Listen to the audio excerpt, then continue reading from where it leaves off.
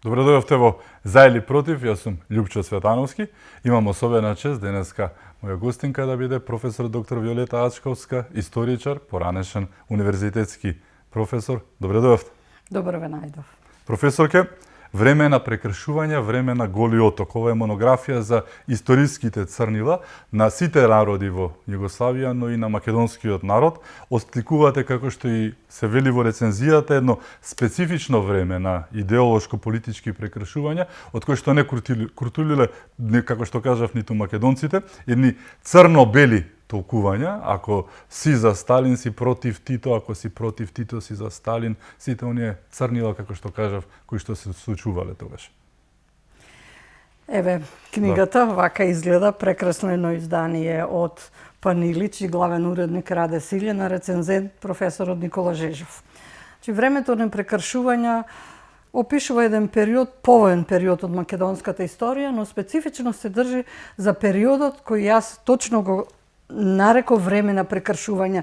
Тоа е некаде периодот од 1948 до 1956 година, време на нападот на информациониото биро и Сталин врз Комунистичката партија на Југославија и врз Тито. Ова време не можеме јас во светската историја и во историјата на меѓународното работничко движење просто не можам да најдам еден ваков период на згуснатост на напади на довчерашните сојузници, да го напаѓа својот сојузник и да биде Југославија најдена во еден безизлез со сите страни, од идеолошки до политички, економски напади и до воени закани. Значи, Југославија се наоѓа во еден безизлез, но истовремено Тито и највисокото раководство на Југослованското та комунистичка партија, тогаш политбирото на ЦК-КПЈ, се луѓе кои ги завршиле сталинистичките школи. Тито бил најдобриот ученик на Сталин и токму затоа во ова време, време на прекршувања, во кое морале да се прекршат македонските, веќе земам, комунисти кои до вчера го славеле Сталин, го славеле Советскиот сојуз, Црвената армија, оделе во Втората светска војна да гинат со името на Сталин и на Црвената армија, преку ноќ требаше да се прекршат и да кажат дека Сталин е непријателот, дека Советскиот сојуз е нашиот непријател. Некои знаеле да пливаат низ водата, убаво да не запират, но имало луѓе кои не можеле да се прекршат преку ноќ. Токму тие луѓе кои не можеле да се прекршат, се биле прекршувани со методите на УДБА, односно со сталинистичките методи кои Тито ги научил во сталинистичката школа во Москва и во Советскиот сојуз. И целата таа борба против наводните непријатели на Југославија, на комунистичката партија, на Тито и така натаму, се водела со тие опробани сталинистички методи и во ова време на прекршувања, фактички символот на тоа време е Голи оток, каде најголемиот дел од луѓето кои не можеле да се прекршат биле испраќени на така наречено општествено превоспитување. Тоа е, значи, таа школа на превоспитување на информировците. Како една категорија на репресирани личности во поената историја. Ние претходно имаме, нели, репресирани личности за идеите на ВМРО, како прокапиталистички елементи и така натаму, но ова е една категорија на така наречени непријатели на комунизмот во Југославија, која ги доживувала најстрашните сталинистички методи на Титовиот режим. Биле жигосувани како информбировци и тоа било јавна тајна за она што се случува на Голи оток, но многу интересен момент е што многу малку се знаело или не се говорело во јавноста, бидејќи и оние кои што биле таму, како што наведувате вие во книгата, потпишувале дека не смеат да кажат ништо, а и ако кажеле, знаеле што ги следува, така што само најблиските и најдоверливите можеле да дознаат нешто, сите знаеле дека луѓе како се однесуваат таму на тој Голи оток и се, но тоа било јавна тајна дека буквално дека не постоело такво нешто, нели? Тоа е едно вистина време кое сакале властите да го прикријат, бидејќи Голи оток е најголемото злосторство кое го направиле југословенските комунисти против своите соборци, против своите собраќа комунисти, бидејќи на Голи оток биле испраќани врвот, кремот на комунистичката партија на Југославија, дали на вистина биле приврзеници на Советскиот сојуз или пак наводно биле информбировци, имале симпатија кон СССР, Сталин и така натаму. Како што самиот Ранковиќ ке изјави, 2/3 на Голи оток биле невини луѓе однесени. Значи не се работи само да се исчисти информбировштината, туку се работи да се сотре цветот на оние интелекти, индивидуалци. Тоа во Македонија се случувало. Кој бил на Голи оток? Еден Петре Пируземајски, еден Панко Брашнаров, Лазар Соколов, Венко Марковски, значи Иван Точко, луѓе кои припаѓале на една интелектуална елита, тогачна комунистичка, со своја изградена самосвест. Значи, токму тие луѓе морале да бидат умиштени, како што Сталин сакаше да го уништи Тито заради неговиот индивидуализам, да им покаже на другите лидери во источниот блок дека вие не може, има еден кој ќе команда, не може други да командат. Исто се случува тоа на подолно ниво во Југославија, кога тие индивидуални умови требало да бидат уништени. И што е најважно, значи тие сите кои биле на Голи оток, прво морале да потпишат за да бидат пуштени, да потпишат дека ќе соработуваат со УДБА, прва работа. Втора работа, морале да потпишат дека после тоа нема никаде да спомна што се случувало на Голи оток, нити ќе го спомнат Голи оток. И тоа е големата трагедија, бидејќи многу од тие луѓе кои биле физички, психички травматизирани, тие трауми ги носеле до крајот на животот, тие биле прекршени личности. Значи молчеле за сето она кое се случувало на Голи оток. И што е штета, бидејќи со себе однесле многу тајни. Ако се има предвид дека од другата страна официјалните власти максимално уништувале документација за да не остане писмен траг од целото тоа злосторство кое се вршело ни тие одбрани, специјално одбрани луѓе кои биле испраќани на општествено преваспитување. Тоа е навистина такво едно прекршување на тие личности. Дел од нив не потпишале од тие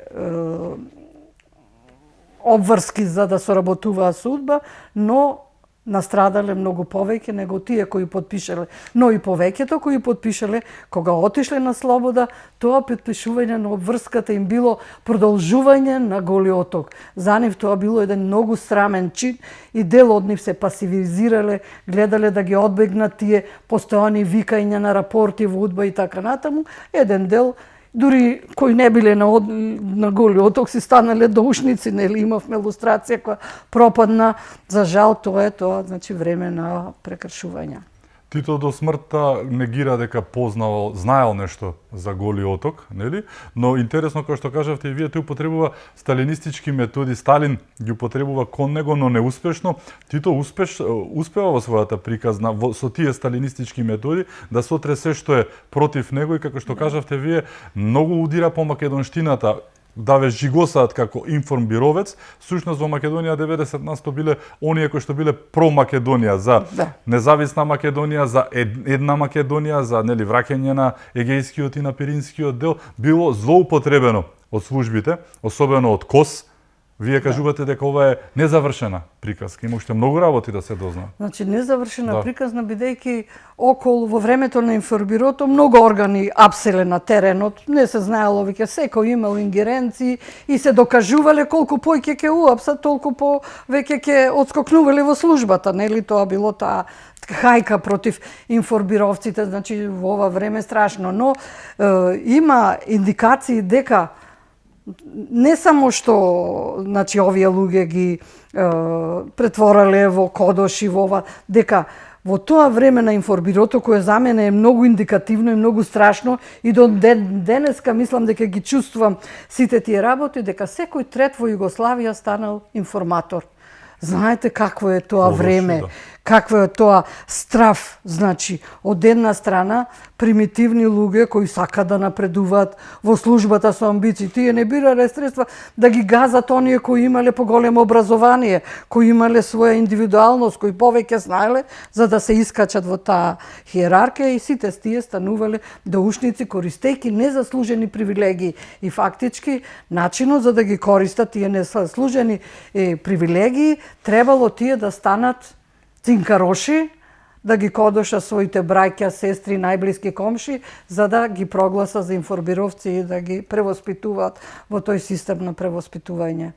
Кога почнува да се открива вистината за информбирото? Тоа е после смртта на Тито Чинам, тогаш почнуваат да се снимаат и филмови, и книги да се пишуваат, дури и кај нас, нели, Чинго, Љубиша Георгиевски има, нели, филмови, Стале Стрекна нова, филмот и така натаму. Значи, Голи оток, за жал, историчарите последни го ставија на дневен ред. Претходно почна со Кога цветаат тиквите, нели, од Михаиловиќ, други романи кои се јавуваат.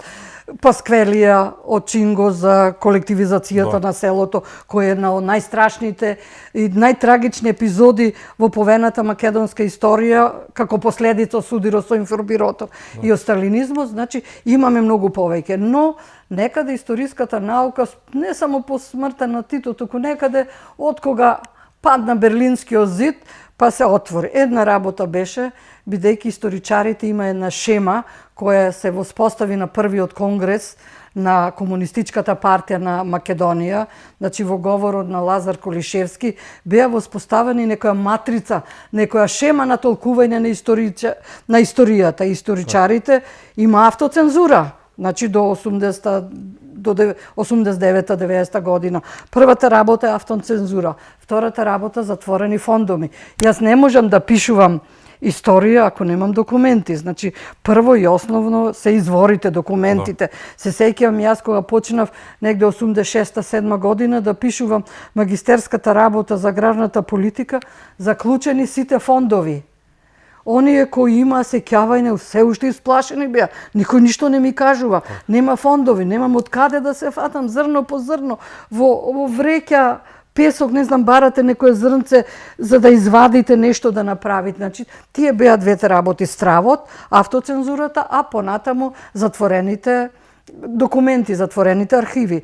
После 89-та година, 90-та, се либерализира архивите, почна да се отворат во Македонија, во Бугарија, во другите источни земји, и јас се сеќавам, значи, прво во архивот во Скопје, Александар Алексиев, тогаш еден од најмладите мермераши, информбировци, ми дозволи, тогаш беше директор, да истражувам некои документи кои се уште секому не беа достапни. Ете, успеав некако да почнам со тие документи. Понатаму Белград се отвори, архивот на Југославија, архив на Јосип Брз Тито, оде во Белград, потоа во Љубљана, бидејќи нашиот македонски архив ги немаше документите од Централниот комитет на Комунистичката партија. И тие документи јас во Љубљана ги користев, бидејќи словенците на време си ја прибрале целата документација. И дел потоа истражував во Софија. Значи, многу е важно да имате документи за да истражувате. Но, иако ја напишав ова книга, напишав книга за колективизацијата, за меѓународните аспекти во времето на информбирото, ова е третата, за Голи оток и така натаму, значи, сепак, иако ги напишав, секогаш и тука е потенцирано дека приказната не е завршена. Прво, сите досиеа за секој логораш кои се воделе на Голи оток, сите се уништени. КОС се уште не ги дава овие неговите архиви, а во КОС сепак тие информации ги правеле многу постручни луѓе отколку во УДБА. Во УДБА овие досиеа кои ги правиле, често пати јас некогаш се смеам на она кој го внесувале внатре во досиеата на личностите. Значи, а КОС најмногу, значи, апсел на терено. Контраобавештајна служба. Контраобавештајна служба која настанува 46-та година после првиот устав на Југославија. Тогаш ОЗНА, Оделение за заштита на народот, еден дел се јавува управата за државна безбедност, УДБА, а еден дел контраразузнавачката, односно обавештајна служба, КОС, од 46-та година. И КОС до ден денеска архивите не ги отворил. Значи, има уште многу работи да се отворат. Значи, многу да се потполни сликата, ни потребни ни се архивите на КОС. Јас тука сум користела и од објавените од ЦИА документи, некои од руски архиви, од белградските архиви, нашите во Македонија архиви, сето она што можев да го собера. И што е симптоматично. Например, сите комисии на Централниот комитет на Комунистичка партија на Македонија, сите комисии ги имате во архивот. Јас не можам да дојдам до документацијата за Комисијата за информбировски проблеми при ЦК КПМ. Значи ги нема тие документи, не ни се дадени на увид. Она што го даваат за користење од ОЗНА, фондот ОЗНА, УДБА, тоа се неколку ливчиња кои ништо не значат, за информбирото нема ништо. Или фондот, огромниот фонд на Лазар Колишевски во Ману. Се ке најдете, ама уништувањето на козите, колективизацијата, Голи оток, ништо нема во тој огромни фондови, што да ви кажам од Лазар Колишевски.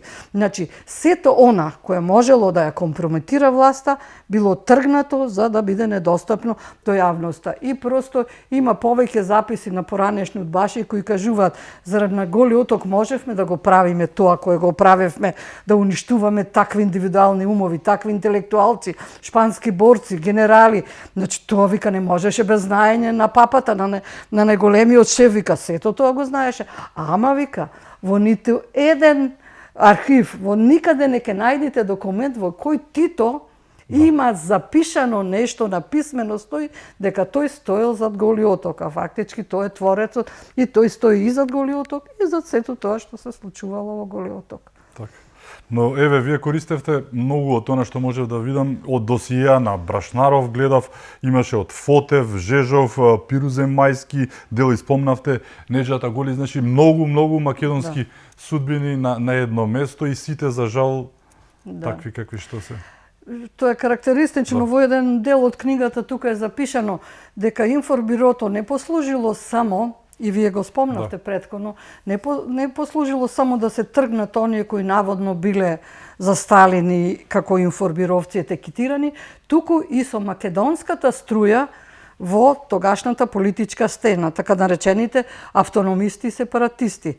Петре Пирузе, Лазар Соколов, значи Панко Брашнаров, Венко Марковски, Павел Шатев и бројни, значи, други припадници на таа промакедонска струја. Значи, тоа не е пресметка само со информбировштината, тоа е пресметка и со промакедонската струја во македонската политичка сцена, онаа струја која се спротиставила на недемократските методи на управување на комунистичката партија, онаа која барала интегрално решение на македонското прашање и што е најинтересно, бидејќи еден Лазар Соколов или, не знам, Владимир Полежиновски, сите тие припадници на таа промакедонска струја, изричито го критикувале петогодишниот план кој тогаш бил во Југославија, бидејќи тој бил доста нереален, направени бројки, значи од 1 да дојдеш до 100, немаш никаква база за тоа да го направиш и особено настрадале бидејќи го критикувале пренасочувањето на петгодишниот план. Именно 49-та година кога се јавува економската блокада на информбировските земји, тогаш највисокото југословенско раководство носи одлука да се пренасочи петогодишниот план. Тие капитални објекти со кои требало да се индустриализира Македонија се запрени.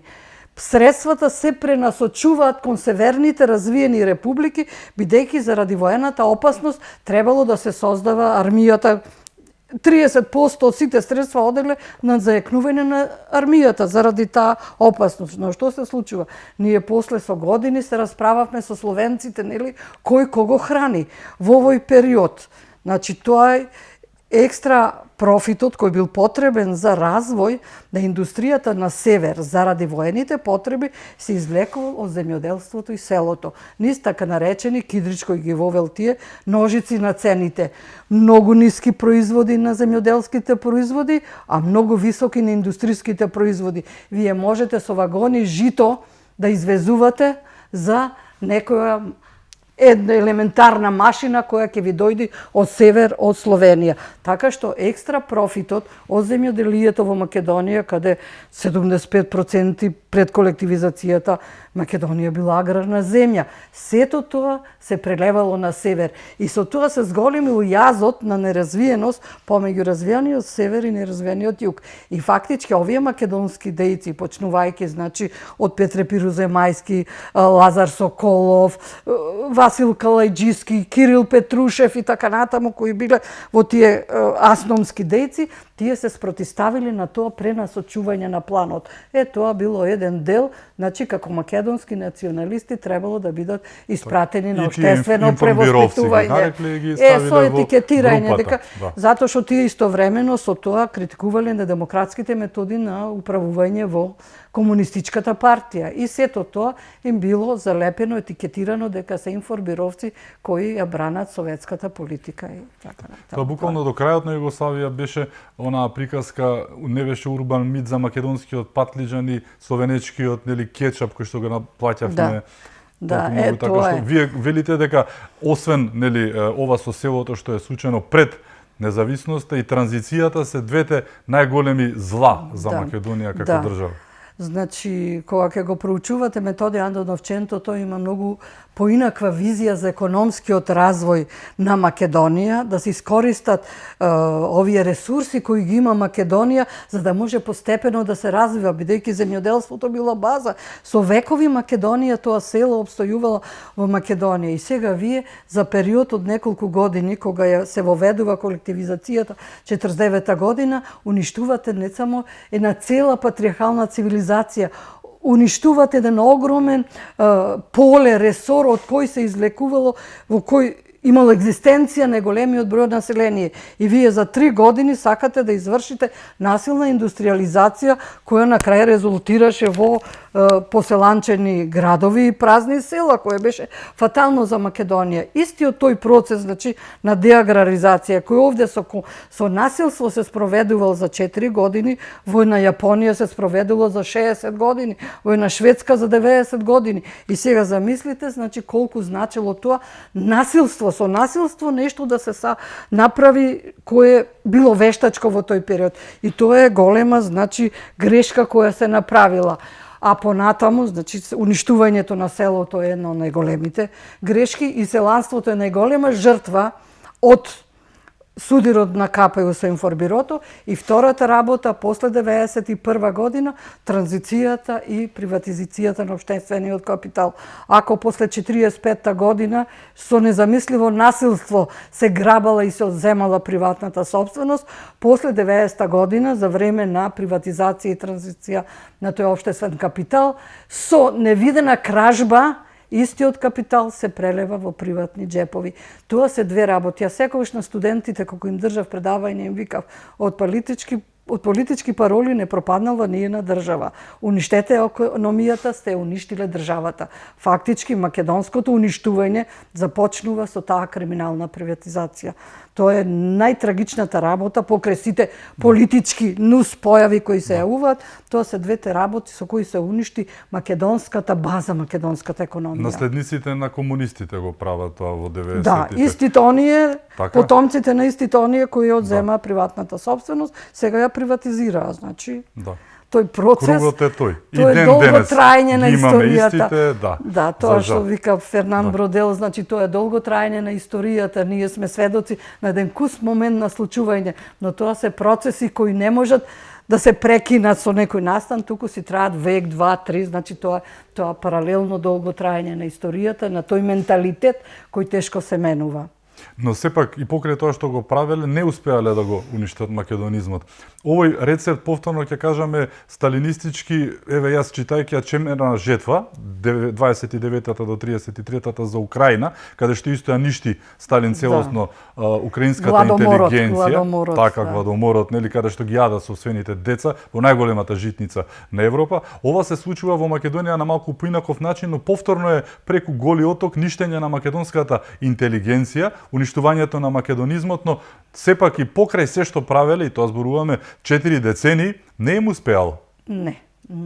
Сигурно. Јас секогаш викам дека сепак сме ние период и колку, бидејќи со векови нас не ништеле само се ова, една фаза е куса во која сакале да не прекршат сосема, значи тоа време на прекршување. Тоа е со векови и јас верував и верувам дека македонизмот е неуништив, дека македонците се една стара цивилизација со длабоки корени и која сепак ќе обстои, бидејќи ние сега дури дознаваме за многу личности, за многу појави кои воопшто не сме ги знаеле, не сме ги учили училиштата. Јас дури како историчар, кога почнавме да го концепираме музеот на македонската борба, дури тогаш колку личности ги открив, а сум студирала историја, сум магистрирала, докторирала и така натаму.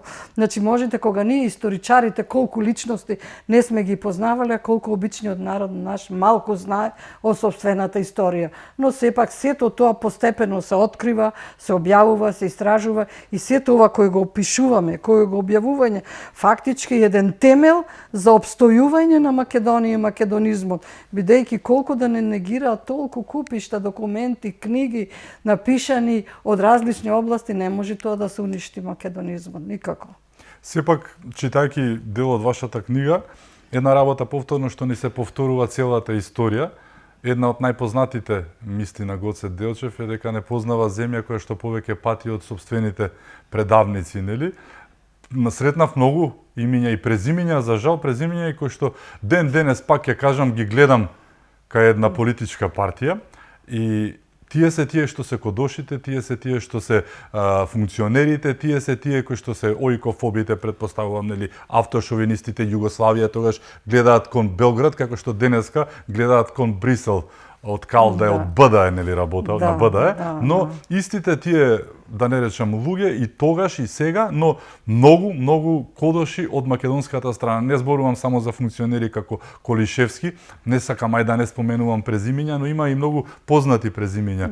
Меѓу нив, а тие се тие Македонија сме, нели? Да, па еве ви, еден Драги Тозија кој беше еден на личност во културата, бил председател на комисијата за ИБ проблеми.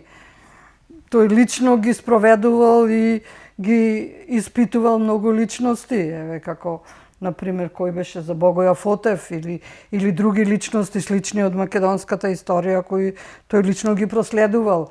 Богоеви, Дивна и со нејзиниот сопруг Богоеви, братот на Ксенте Богоев, Радко, кои исто така настрадале заради токму овие личности, Лилјана Маневска, Драги Тозија, Чаушев и така натаму, значи тоа биле тие личности кои тогаш палеле и гаселе, значи тие биле главните личности, со амин секако на првиот личност на Централниот комитет на Лазар Колишевски, значи јас, кога зборуваме за сето ова, мислам, јас сака да му го расклинам од сето ова, дека Тито, значи, имал право во тоа што се спротиставил на Сталин. Тоа е неспорно, според мене, голем историски чекор, голема храброст. Значи, како што бил авантурист со посебна харизма, хедонист, како го изградил тој култ негов кој го обожаваа луѓето и ден денеска. Тој култ негов постои, значи, тоа е од едната страна позитивно. Но од другата страна, тие зверства, тој систем на превоспитување на Голи Оток, тоа не може да се прости на ниту еден водач, на ниту еден лидер. Луѓето можеле да бидат процесуирани, можеле за конкретно кривично дело да одговараат, а не затоа што некој некако мислил, па некој препоставил дека тој мисли, па заради тоа да го пуштите 4-5 години да го толчат на Голи Оток. Значи тоа е нешто кое не може да се прости. И јас и кога се случуваше еве стрелањето за Велес, јас викам добро, 1/3 од тие стрелани во Велес биле контрачетници, соработувале со бугарскиот окупатор, но 2/3 биле невини луѓе. Како можете да ги соберете и со чекан да им ги кршите главите и така да ги убиете 53 души? Значи, за нацистите во Нимберг имаше процес во кој ги судеа, а овие ги собираат преку ноќ да ги убијат, значи, без кога е формирана држава, кога се формирани судови, министерства и така натаму. Значи, неопростиво е кршењето на законите и на правната држава. Јас сум секогаш да се процесуира кривично кој се огрешил од законот, но без никакво кривично дело, со предпоставки да ги пуштате на Голи Оток, да ги превоспитувате со тие ужасни методи, тоа е нешто кое не може, тоа е злосторство кое не може да се прости. Бројките се фрапантни на бројот на војници македонски кои што сакале да одат на Солунскиот фронт, на Солун, всушност, а не на Сремскиот фронт, она што бугарите го извитоперија со македонското, скопското Кале приказката, но тука се нели и повеќе други касарни, меѓу нив и Кумановската, Штипската, чинам, Битолската, многу, јас се фрапирав колку луѓе се, имаше нели бројки десетина, стотици се убиени. Затоа што биле македонци, ништо друго, ништо помалку, ништо повеќе. Значи, жално е што бугарската И бугарската политисториографија и политика манипулира со настаните на Скопското кале и што многу наши наседнуваат на тие, како србо-комунистите на Лазар Колишевски убиле во еден ден 1000-1500 души. Знаете што значи во еден ден да убиете ви 1000 души? Тоа се измислици, значи не е тоа точно, но дека голем дел од учесниците на Скопското кале, после се нашли на Голи оток, тоа е еден случај Ангел Мирчевски од Велес, кој учесник во настаните на Скопското кале, а после и тој и неговиот татко, кој бил првоборец од Велес, завршуваат на Голи оток, пријатели, соработници на Панко Брашнаров биле. Значи, има многу од личностите кои биле учесници, се барале на Солун, нели, на Божик 45-та година, истите тие луѓе, дел од нив завршуваат на Голи оток. Но, тогаш, бидејќи била прегреана атмосферата, бидејќи имало многу луѓе однадвор на тој младенски конгрес кој во исто време се случувал во Скопје, нема масовни стрелања. Јас некогаш претпоставувам дека тие повеќето исчезнати борци кои ги носеле на Стромскиот пород, 300 и не знам колку се исчезнати, дека фактички се тие жртви на што се представуваат. Значи, се представуваат како исчезнати, но сметам дека се тие повеќето учесници на Скопското кале, бидејќи додека бригадите ги пренасочиле од Скопје кон Срем, по патот имало ликвидации, стрелања и така натаму, а во еден ден нема стрелања, дури и повеќето осудени на смрт се помилувани, само 6 души се убиени во Штипската касарна. Значи, тоа е историскиот факт. Но дека многу од тие побунети настрадале, не дента, не се стрелани, но постепено низ другите овие процеси кои се одвивале во овој период. За македонштината има и многу делови кои што се споменуваат во вашата книга, многу информации. Има од британски известувачи на теренот, тоа е во текот на војната, кои што зборуваат за македонштината и кажуваат дека партизанското движење пред се е национално, а второ е комунистичко, нешто што потоа се извитоперува. Тоа се документи, доста има британски објавено, повеќето колегата Тодор Чепреганов ги има објавено и каде децидно стои во тие британски извештаи дека ова движење е прво национално, а после се комунистичко. И кога ќе видите вие се до доаѓањето на Темпо, платформата е Слободна Македонија во Слободен Балкан. Значи прво се бара конституирање на македонска држава, а потоа таа да стане дел од балканска, јужнословенска или не знам каква федерација. Значи, тоа е таа македонска струја која постоела во текот на војната. Но Темпо кога доаѓа, вика, ова движење, за Македонија во Слободен Балкан, ќе го пренасочувам за Македонија во Слободна Југославија. И тој цело време Значи, после 43-та година го пренасочува тоа движење, но асономските дејци начело со Методи Андонов, Ченто и други негови соработници до крај тера дека тие ја прифатиле Југославија и решението на македонското прашање како дел од Југославија, но не се откажувале од интегрално решавање на македонското прашање како балканско прашање. И затоа повеќето македонски дејци фактички ја презентираат таа идеја за Балканска федерација како една многу успешна политичка платформа за мешаните етнички држави на Балканот, дека така секој народ ќе може да си живее во една држава обединет, да не биде поделен со границите, бидејќи најголемата трагедија која се случува од овој судрин со информбирото, бидејќи се поставија Берлински зидови, Македонија стана најзатворената земја во Европа. Поделениот македонски народ на Балканот, семејства се поделија, бракови се разделија, луѓето со години ја изгубија меѓусебната комуникација и можеби таа најголемата трагедија која се случи во овој период. И Тито е имал таа идеја, нели, за Балканска федерација, заедно и со Албанија и со Бугарија, дури македонските репарации од Бугарија не се платени заради таа идеја, но како бива ова со информбирото, приказката пропаѓа, нели?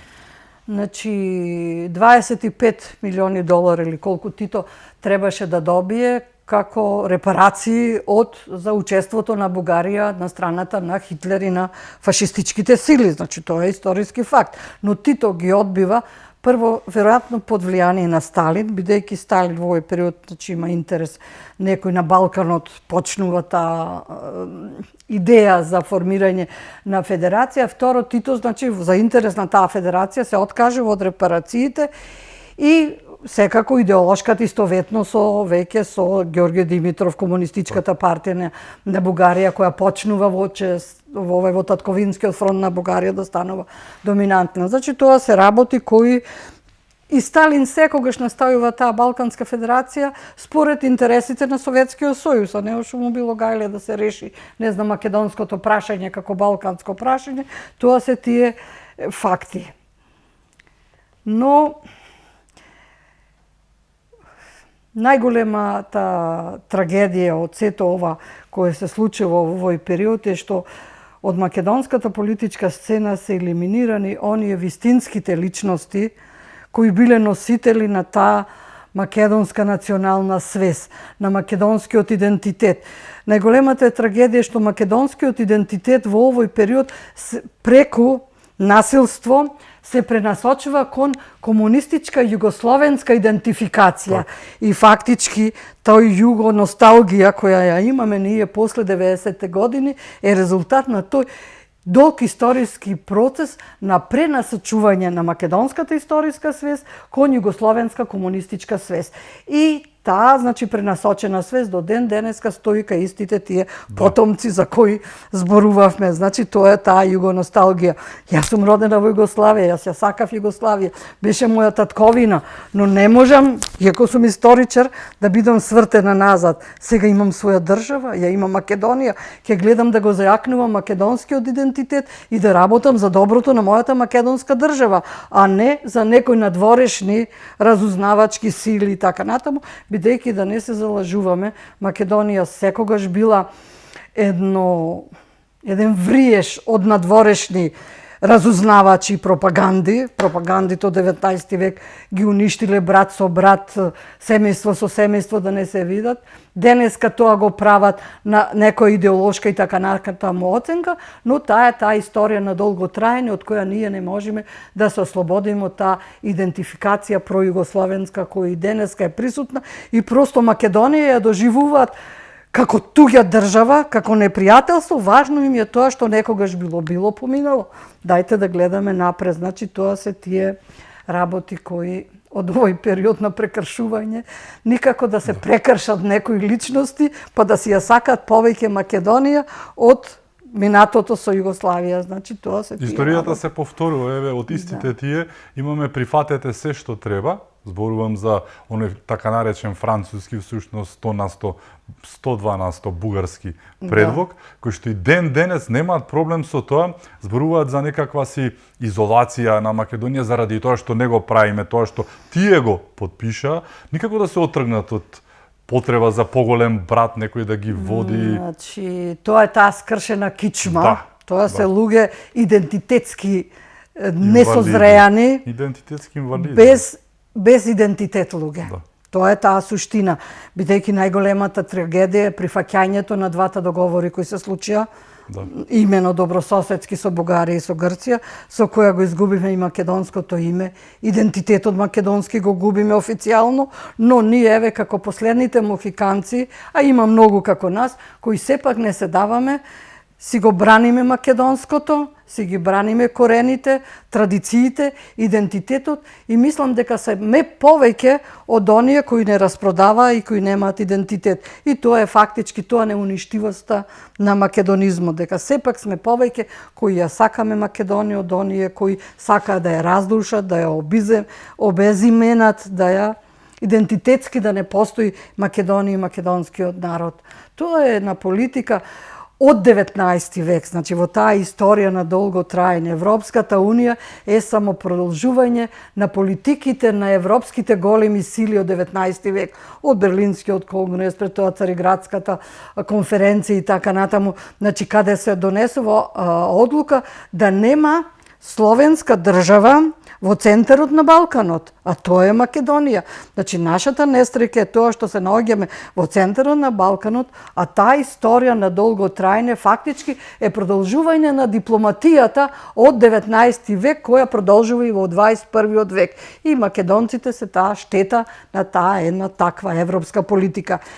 100 пати да смениме устав, 100 договори други да донесиме, Европската Унија нема да се откаже од Берлинскиот конгрес. Тоа што до ден денеска не е променето.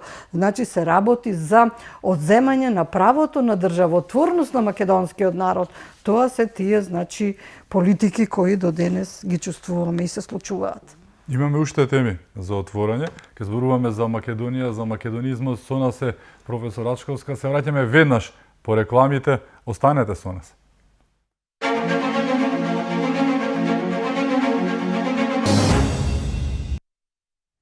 Се враќаме во За или против. Мој гостин е професор доктор Виолета Ачковска.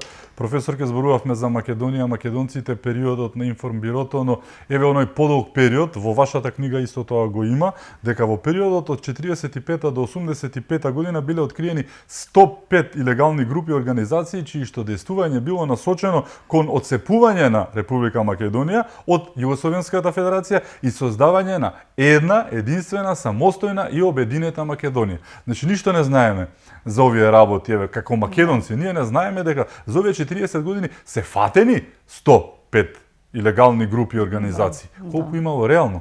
Целата приказка околу тоа дека нели ние ништо не сме правеле, се било тука супер, да, голи отоки толку, не била така едноставна приказката. Македонците работеле на тоа што требало да го работат, односно на македонштината.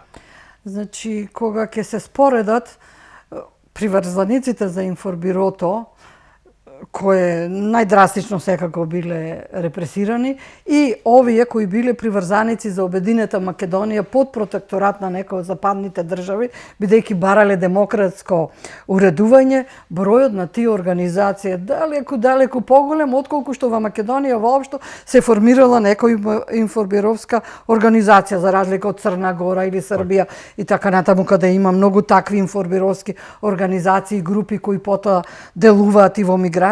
Во Македонија дали најдов едно, две, три такви групи со по неколку души, и кога ќе видите пак тие се не се за Сталин, се за Македонска федерација.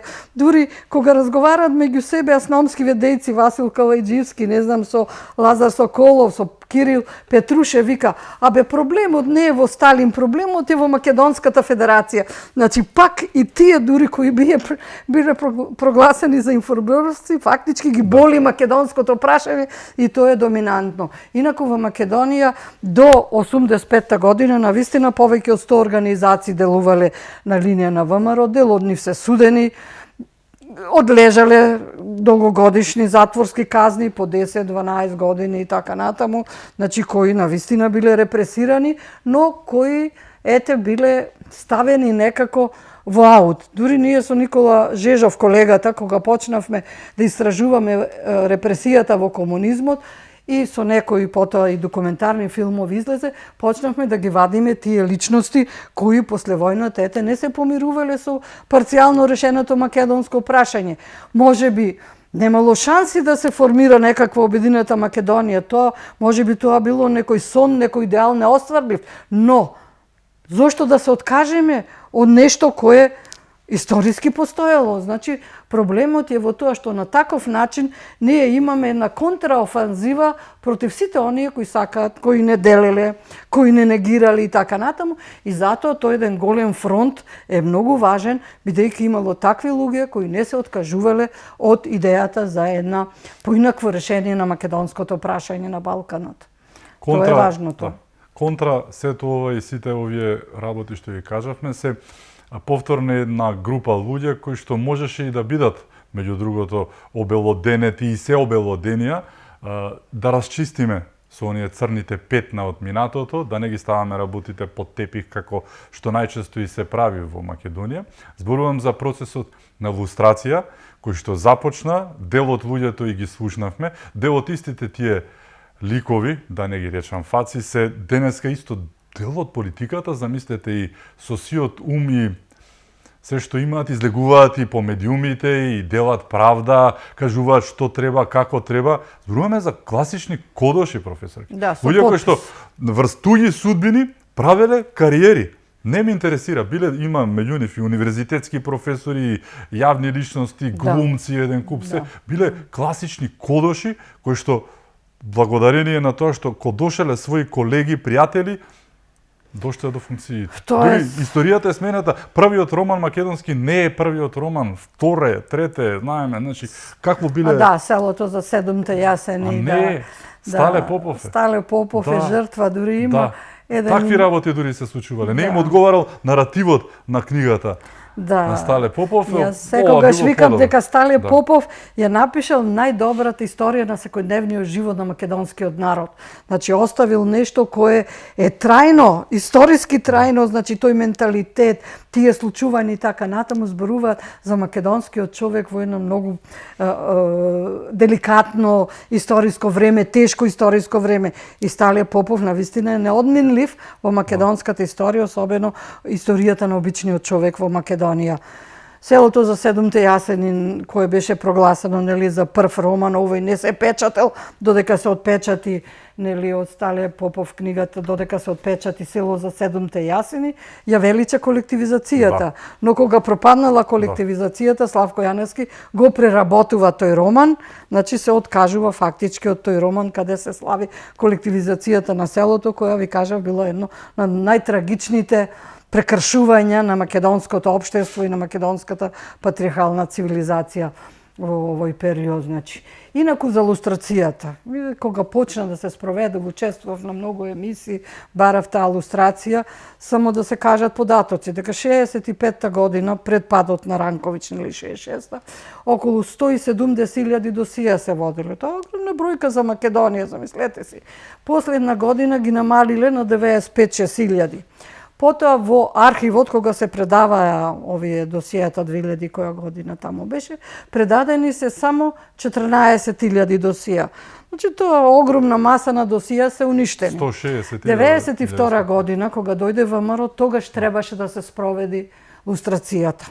Значи, наместо да се спроведи, масовно се уништуваа документи од тие поранешни структури кои не беа тргнати и може би една од најголемите пропусти во создавањето на современата, мислам, на суверена независна Македонија беше што 91 година не се расчисти секаде со тие стари структури, кои ден денеска се гласни, силни, кои не подметнуваат и прават разни работи кои не сакам сега, таа е сосема друга тема да отворам, но таа е првата грешка која се направи во стапнувањето во нашата независност. Понатаму, бројни документи продолжија со уништување со години.